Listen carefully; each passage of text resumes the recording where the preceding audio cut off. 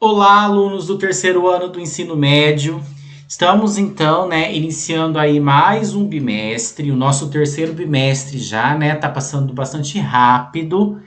E como vocês já perceberam, as nossas aulas, elas ainda irão continuar de maneira remota, devido aí à questão do coronavírus, que como vocês viram, nosso estado está infelizmente em alerta vermelha, e nós precisamos esperar as coisas melhorarem para que nós possamos aí retornar às nossas aulas presenciais, certo? Então é extremamente importante que vocês estejam, assistindo a todas as videoaulas, que vocês façam as leituras recomendadas, sobre o tema estudado e também que vocês resolvam as questões, que vocês estejam resolvendo os exercícios. Até porque, vocês estão aí no último ano já e nós temos aí os vestibulares a caminho, para vocês entrarem na universidade, entrarem no curso que vocês querem. Então é importante que vocês estejam se dedicando um pouquinho, certo? Então nós ficamos todo o primeiro e o segundo bimestre trabalhando um conteúdo que estava relacionado à parte genética, Nós estudamos a primeira e a segunda lei de Mendel, nós vimos um pouquinho a respeito da parte das ramificações, da herança sanguínea, Herança ligada ao sexo. E agora nós vamos iniciar o terceiro bimestre trabalhando um conteúdo relacionado à parte evolutiva, conteúdo relacionado à evolução. Então nós ficaremos aí nas próximas aulas falando um pouquinho a respeito da evolução, para depois a gente trabalhar o conteúdo relacionado à parte de ecologia, e fecharmos o nosso ano letivo. Então reparem aí que não falta mais muita coisa. E esses conteúdos, essas temáticas são bastante cobradas em vestibular, tá certo? Então prestem atenção aí na aula e se vocês tiverem dúvida, vocês conversem comigo aí pelo WhatsApp, que eu vou estar atendendo a cada um de vocês, tá certo? Então nós vamos começar o conteúdo de evolução. Eu vou dar um breve histórico. Eu sempre gosto de começar os conteúdos com essa parte histórica, para depois a gente entrar no conteúdo de Lamarck, tá? Na nossa aula de hoje ainda. Tá certo? Que daí é um pesquisador bastante importante em termos de estudos evolutivos, ok? Então, começando lá nessa parte de introdutória, nós começamos aí a trabalhar o tema evolução, falando a respeito da parte da mitologia grega. Então, fazendo um apanhado histórico, vocês vão ver que tem algumas coisas que não têm fundamento, tá certo? Mas que acabaram servindo de base até para o que a gente tem hoje. Então, não deixa de ser importante. Então, segundo a mitologia grega, no início de tudo, existia o que a gente chama de caos. E esse caos aí era marcado, por várias crenças e vários mitos. Então existiam vários deuses, cada deus estava relacionado a algo específico. Então tinha o deus da chuva, tinha o deus da agricultura, tinha a deusa do amor e assim sucessivamente. E todas as coisas que aconteceram e que aconteciam no planeta eram relacionadas a esses deuses. Então, essa mitologia grega ela serve até de base, para muitos filmes. Nós temos, por exemplo, o desenho do Hércules aí por trás, que também trabalha um pouquinho a respeito disso. E, na verdade, isso são crenças e são mitos. Então, são coisas que não foram comprovadas, mas que na época lá as pessoas acreditavam e davam muita importância a isso. Seguindo aqui, nós tivemos os filósofos e os estudiosos que eles passaram então a buscar algum tipo de explicação para explicar a origem do universo e a origem da vida. Entre esses filósofos se destacou Aristóteles, que ele acreditava que o mundo ele sempre existiu, não teve um início, ele sempre foi assim, e que ele nunca mudou. E a gente sabe, falando até dos dias de hoje, que o planeta ele está em constante mudança. Então, sejam mudanças para bem ou mudanças para mal, as mudanças estão sempre acontecendo e hoje a gente consegue comprovar isso com bastante facilidade. Então a gente já tira por aí que as ideias, né, apesar dessa tentativa de explicação, as ideias não estavam aí muito corretas e elas não tinham embasamento nenhum. Depois nós tivemos aqui, isso vocês eu acredito que já estudaram em história, né? O criacionismo. Então lá na Idade Média e no século XIX, seria uma teoria aonde um ser supremo teria criado o universo, os seres humanos e os demais seres vivos. Então, nós temos aqui uma forte influência da igreja, né, nessa época. Como eu falei, eu acredito que vocês viram isso no conteúdo de história, já em algum ano aí. E a igreja, ela tinha uma influência imensa. Então, ela colocava as leis dela, né, uma delas essa questão do criacionismo, e as pessoas tinham que engolir isso do jeito que era e pronto. Quem ia contra acabava sendo perseguido e acabava sendo morto. Então, essas ideias do criacionismo ficaram em alta há muito tempo. Até tiveram pesquisadores, né, que contestaram aí de uma forma um pouco anônima, mas não podia.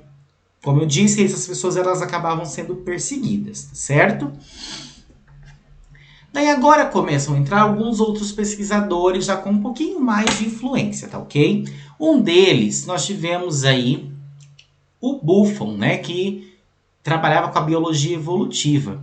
Então ele acreditava na transformação das espécies ao longo do tempo. E hoje em dia a gente sabe que isso de fato acontece, né? Nós temos a questão da variabilidade genética e realmente as espécies elas tendem a ir mudando ao longo do tempo, e se elas não conseguirem se adaptar, se elas não conseguirem mudar, elas acabam sendo extintas, né? Nós temos como exemplo aí vários tipos de animais, de plantas, e um exemplo muito nítido, até que serve de base para vários filmes, né, são os dinossauros. E ele também acreditava que um cometa ele colidiu com o Sol, e nessa colisão houve a liberação de matéria, né? E essa matéria deu origem ao sistema solar. Até destaquei isso aí no texto, porque não tem embasamentos que comprovem que isso de fato aconteceu. Trabalhando na biologia hoje, né? A gente tem que comprovar as teorias, não é só eu ficar no achismo, ok? E nós temos também que Buffon, né, o mesmo pesquisador ali que defendeu a ideia da colisão do cometa, ele também defendeu que a vida havia se originado de tipos distintos de seres vivos, os quais eram provenientes de um único molde interno. Então, hoje nós sabemos que essa ideia ela tem alguns fundamentos, tá? Guardem bem que há alguns fundamentos apenas, né? Então, existe de fato um ser vivo ali ancestral que serviu como base para outros seres vivos. Como é que a gente defende isso hoje, né? Vou adiantar a matéria lá da frente.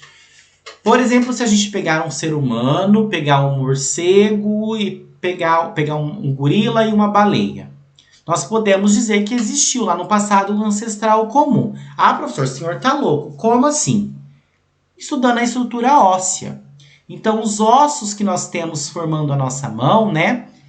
Esses mesmos ossos vão ser encontrados no morcego, vão ser encontrados no gorila e vão ser encontrados na baleia. Então, são estruturas similares, são estruturas iguais. Então, isso aumenta a questão aí dessa ancestralidade em comum, tá ok?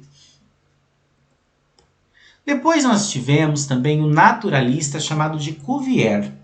Então ele mostrou que os seres vivos podiam se extinguir, né, por meio dos seus estudos com fósseis de animais que não existiam mais. Então esse naturalista ele foi de suma importância devido a esses estudos dos registros fósseis que a gente utiliza até hoje.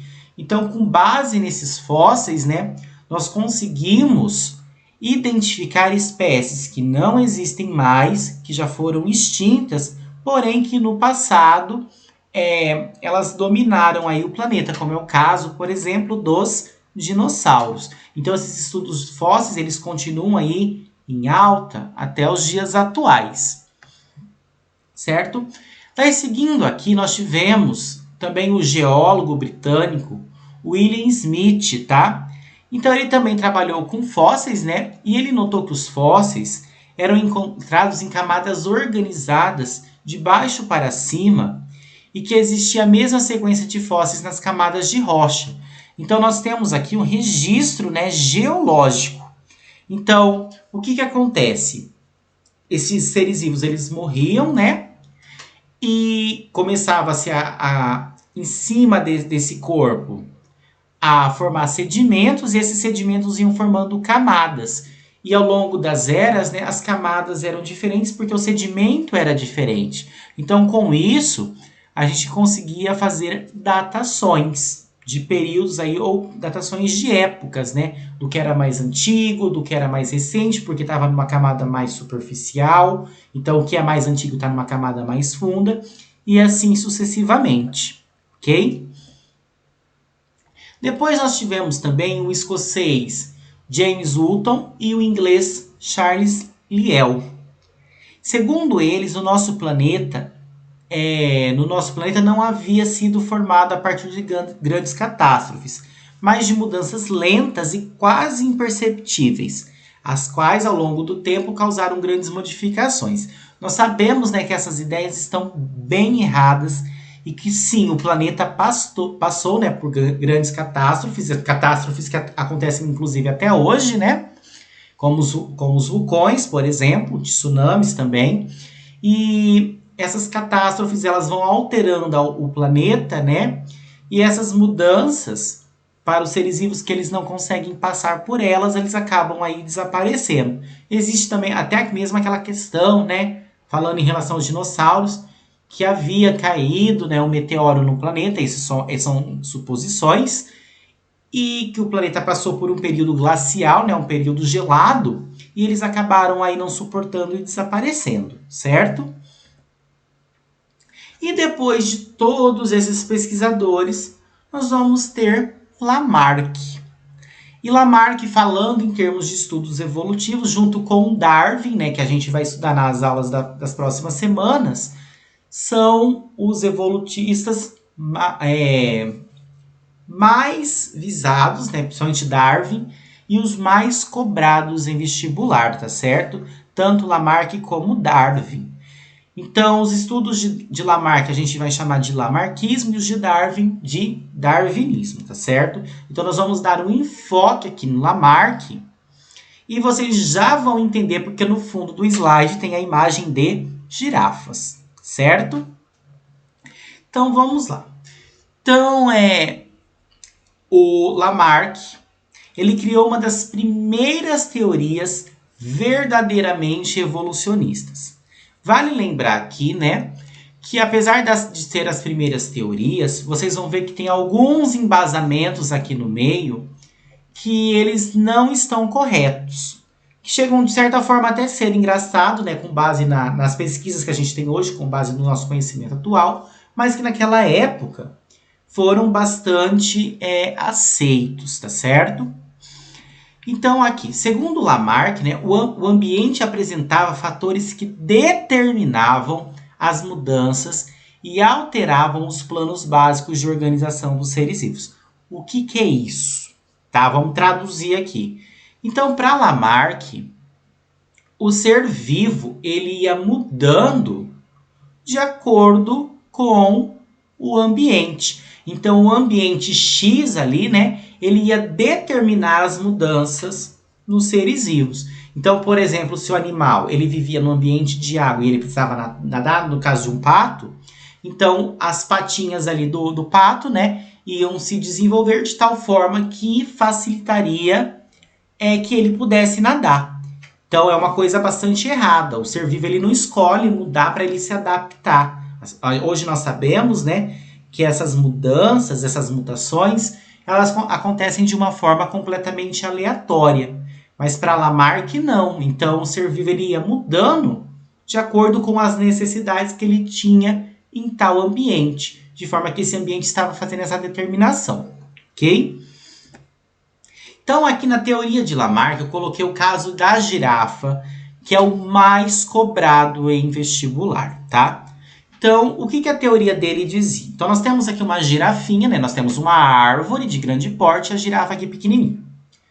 Segundo Lamarck, a girafa ela tinha uma necessidade, ela gostava de se alimentar das folhas que estavam nas copas das árvores. Então, o que aconteceu? De tanto a girafa forçar o pescoço, né, para conseguir essas folhas que estavam nas copas, o pescoço foi se desenvolvendo ao longo das gerações, de tal forma que chegou um determinado momento que ela conseguia ali se alimentar dessas folhas. Então ela forçou tanto o uso do pescoço que ele acabou se desenvolvendo. É assim que acontece? Não. Nós sabemos que não. Isso aí, como eu falei, chega até a ser engraçado. Mas Lamarck postulou essa teoria e na época ela foi bem aceita, tá? Demorou um certo tempo para ela ser derrubada, tá ok? Mas nós sabemos, tá? Que fique bem claro isso, que não acontece dessa forma, ok? Então nós chamamos isso de lei do uso e desuso e esse termo é bastante cobrado em vestibular. Então, segundo essa lei, né, as estruturas que fossem muito utilizadas, elas tendem a se desenvolver. E as que não são utilizadas, elas atrofiam, ou seja, elas desaparecem, tá? Como eu falei para vocês, isso está errado. Eu não vou desenvolver, por exemplo, asas se eu forçar muito os braços querendo voar, tá ok? Então isso não acontece. Não tem essa questão do ser vivo utilizar demais alguma estrutura e ela acabar se desenvolvendo, ok?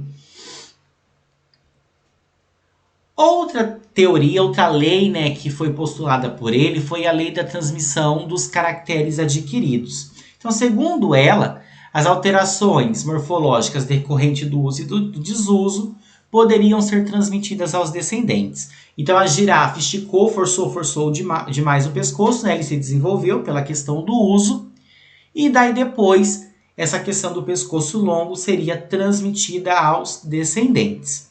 De fato, nós sabemos que existe a transmissão das características de pai para filho, né? Isso é comum de acontecer, mas não vem da questão do uso e da questão do desuso, ok? Que isso fique bem claro. Então, nós teríamos aqui um resumo dessas leis. Então, as modificações no ambiente, elas causariam novas necessidades nos seres vivos, né? E essas novas necessidades gerariam novos comportamentos. Então, o ser vivo ia começar a mudar por causa do ambiente. Então, nós teríamos o uso e o desuso de algumas estruturas que gerariam modificações no organismo. Então, o ser vivo estava usando demais a estrutura, ela se desenvolveria. Ele não estava, ela iria atrofiar, ela iria desaparecer. E depois que essas mudanças ocorriam, né, elas eram transmitidas aos descendentes. E ocorria, então, a adaptação da espécie ao longo das gerações. Então, esse foi o pensamento de Lamarck, né? Foi o que ele defendia, mas nós sabemos que existem vários erros aí no meio, ok? Então, eu coloquei o exemplo das girafas, né, que eu já falei para vocês. Então, elas forçaram demais o pescoço para pegar o alimento na copa das árvores e acabou desenvolvendo esse pescoço. E nós temos aqui o caso dos patinhos, então, que eles tinham necessidade de nadar. Então, eles acabaram desenvolvendo no meio dos dedinhos a membrana que funciona aí como um remo, tá ok? Lembrando que isso está errado. E daí nós tivemos um pesquisador bastante importante chamado de Friedrich Leopold August Eichmann, tá? E ele contestou as ideias de Lamarck. O que ele fez? Ele pegou, né, ratinhos de laboratório, chamados de ratinhos Whisters, que são esses ratinhos brancos, e ele pegou gerações de ratinho e cortou o rabo dos pais, tirou fora esses rabinhos. E colocou lá os ratinhos, né, que não tinham mais rabo, para se reproduzir. Então ele cortou o rabinho, esse rabinho desapareceu, e ele colocou esses ratinhos para se reproduzir. Se a ideia de Lamarck estivesse certa, né? Como os pais não têm mais rabo, os filhotes deveriam nascer também sem rabo. Mas não foi isso que aconteceu. Mesmo os pais, né, não tendo mais rabo, os filhotes nasceram normais, a presença do rabo ainda ocorria. Então isso serviu aí para mostrar que a ideia de Lamarck não estava ali muito correta, tá ok? E daí eu coloquei uma observação aqui. Então Lamarck, né, ele se baseava em evidências científicas e defendia a mutabilidade dos seres vivos, o que foi fundamental para as ideias posteriores sobre evolução. Então, o que isso quer dizer? Que a ideia da mutação, ela de fato, ela existe, tá? E os seres vivos, eles sofrem mutação ao longo do tempo. Isso vale para qualquer ser vivo, inclusive os seres humanos. Só que a forma como ele colocou essa mutabilidade é o que não estava muito correta. E que depois os próximos pesquisadores acabaram aí fazendo novas descobertas e deixando isso de uma forma um pouquinho mais clara e também de uma forma um pouco mais correta, ok? Então, resumindo aí as ideias principais de Lamarck, né? Nós temos que os seres vivos eles sofrem adaptação pela lei do uso e desuso, então o que usa demais desenvolve, o que não usa atrofia, e que isso é transmitido aos descendentes, que seria a lei da herança dos caracteres adquiridos. E daí os seres vivos mais complexos geraram-se assim a partir de organismos mais simples, tá certo? Então eu espero, né, que vocês tenham entendido essa parte histórica do estudo de evolução, né, e que vocês tenham entendido também as ideias defendidas por Lamarck. E daí na próxima aula da semana que vem, né, nós estaremos trabalhando um pouquinho a respeito de Charles Darwin, tá? O darwinismo. Se ainda ficar alguma dúvida, algum questionamento, vocês me mandem mensagem no WhatsApp, né, no meu privado, que eu vou estar atendendo a cada um de vocês, tá certo?